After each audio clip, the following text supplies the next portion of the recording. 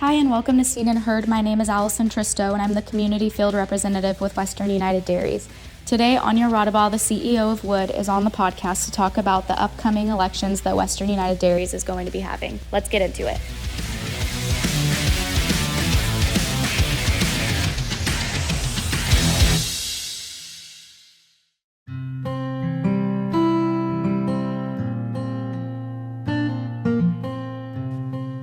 Yosemite Farm Credit is the farmer's choice for agriculture financing. As a farmer-owned cooperative, we are dedicated to serving our neighbors in the agriculture community with financial products and services tailored to your operation and backed with the relationship you can trust. Whether you're purchasing real estate, making improvements to the dairy, or wanting to purchase or lease equipment, we're here to help our members prosper. Visit our website at YosemiteFarmCredit.com to find a branch location nearest you.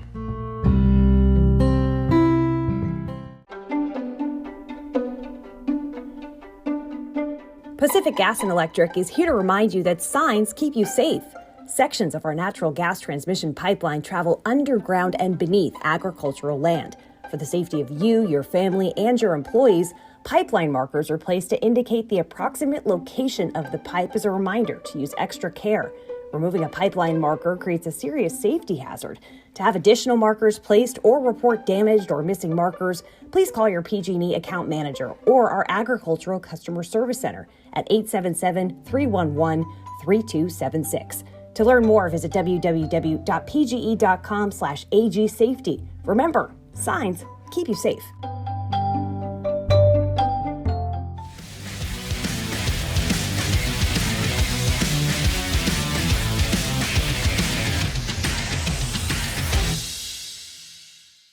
Today we have on Anja Raudabaugh. How are you, Anja? I'm great. Thanks for having me back on. So Western United Dairies has elections coming up for board members. Do you want to talk about what regions might be looking for new board members? So like many dairy trade associations and farmer checkoffs right now, the dairy industry in California has gone through quite a bit of consolidation since about 2016 and 17. And we're now down to just over 1,000 farms in the state of California. So Western's board has really reformulated its board from over 20 board members just a few years ago to 11. And instead of thinking about a director per county, we're now thinking about representation via district that is more geographically and regionally based.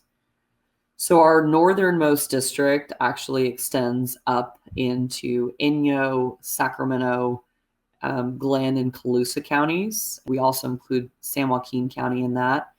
We have a single director from that region. In Sacramento County as well.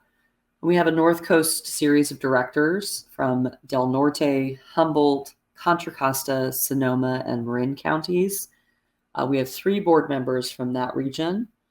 And then we extend into the Central Valley region where we have 4 directors. That is the bulk of the Central California Valley. And then the South State, which now includes the Kern County, Tulare County, and San Bernardino counties. So of those regions, we have 5 directors that will be either up for re-election or we will be seeking a new nomination from our members for those regions.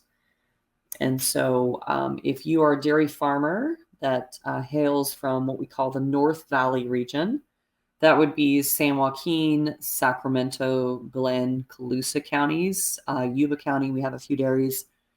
We are seeking a director from there. We're also looking for a director from our North Coast region, which includes either Del Norte, Humboldt, Sonoma, or Marin counties. And we're seeking 2 directors from our Central Valley region. That is essentially from Stanislaus down to Fresno County. And 1 director, from what we call our South State region. So that would include Tulare, Kern County, and San Bernardino County. So we have 5 spots on the board that are going to be up for election this winter. with the term beginning in January of 2024. So dairy farmers are pretty busy. What does the time commitment look like for that? How doable is it? Dairy farmers are busy. And just to get it out of the way, we do offer a per diem to our farmers. If they want to take it or not, that's completely up to them. But we have 6 board meetings a year. They are every other odd month, typically located in the Stanislaus County Farm Bureau offices. Sometimes we will do a roving board meeting. We've had them in Pismo in the past. Sometimes we like to crash on the Fresno County Farm Bureau. Thank you, Ryan, for letting us do that. But most of the time they are held in Modesto. So the time commitment is once every other month. Usually our meetings are on Thursdays, the third Thursday of the month. And they usually last from about 9 a.m. to 12:30 or 1 p.m. So we try to keep it kind of tight. If the board member desires to seek a spot on our executive committee, then they would be meeting once a month over Zoom. We talk about financials predominantly, and any other sensitive strategy direction that maybe the executive committee want one of that before the board. Those are kinds of things that the executive committee does. But for the board, it's just every other month, about 4 hours once that month we have the meeting. So why might someone want to be on the board? What do they get to be a part of by being a board member? Well, they certainly get to boss you and I around. I like to say that I have, at any given day, 20 bosses, but I actually have close to about 900 bosses. I count every single member as one of my, lead roles in life. So the organization tackles a lot of really important policy decisions in Sacramento. We spend a tremendous amount of time and member money trying to fight anti-dairy legislation. We also fight things that maybe will be beneficial on the farm. And I think that the board plays the biggest standing role in the state when it comes to engaging about on-farm dairy policy issues. I'm here as a result of the board. The board weighs valuable decisions when it comes to directing the CEO, but they also help our PAC. And so our political action committee, it's important to point out, is separate from our board. Our board is a 501c3. Our PAC is a 501 separate entity, C5. But there usually is 1 or 2 of our board members that gets appointed from the board to the PAC. And so the PAC is also a critical way that a dairy farmer voice can be elevated in Sacramento. But the PAC's support and engagement in Sacramento really helps back up those policy decisions that the Western United Board makes. And in many ways, it's the difference maker between staying on the sidelines and complaining about a government prerogative and engaging directly at the table. And so the board has a tremendous say in how the PAC and its actions are directed on a daily basis. So their opinion matters more than just about anything. And our members really use the board, I hope, and if they don't, I hope they do in the future, to help direct the priorities of the organization.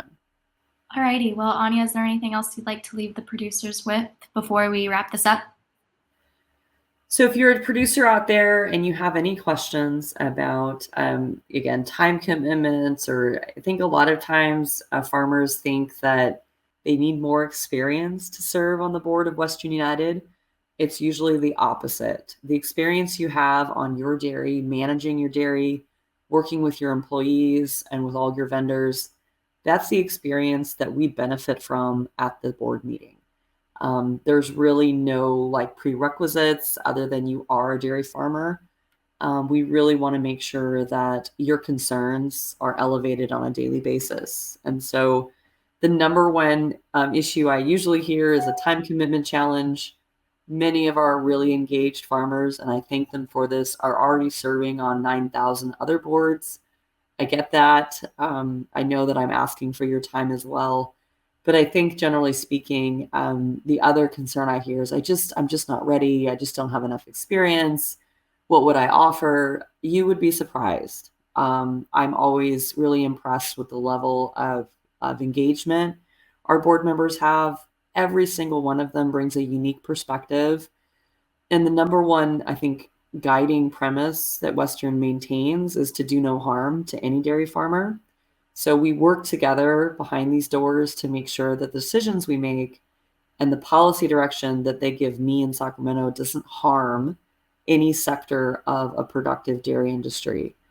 And so it's really amazing to see such a combination of large and small and organic and conventional farmers come together and try to make the ends meet on all these challenges that we have in the state.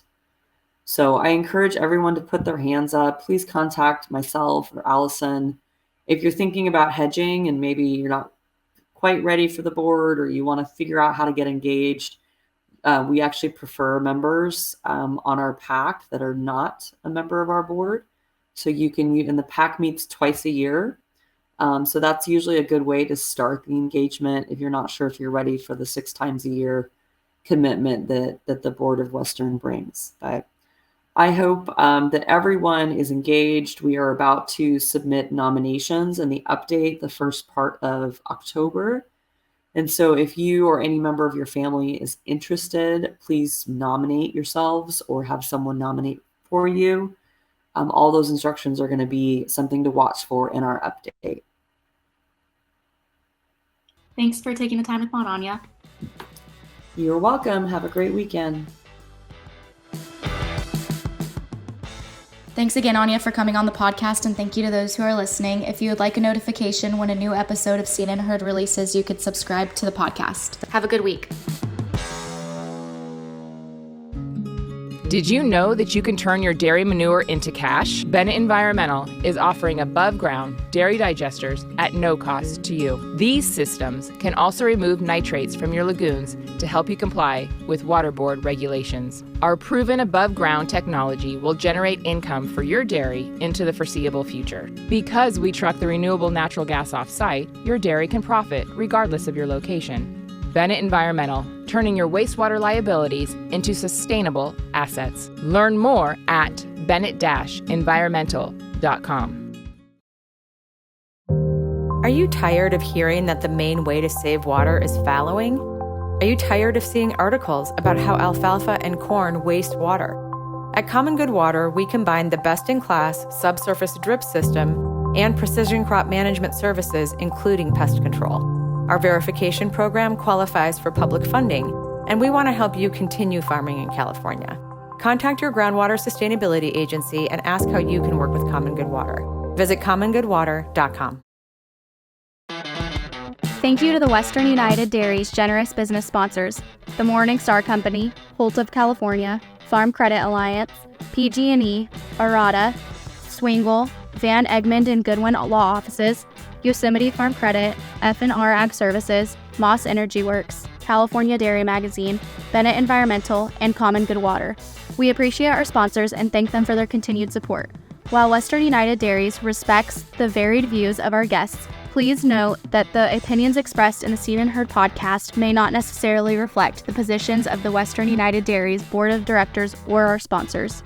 If you would like more information on how to sponsor Western United Dairies or this podcast, please send us an email at info@wudairies.com.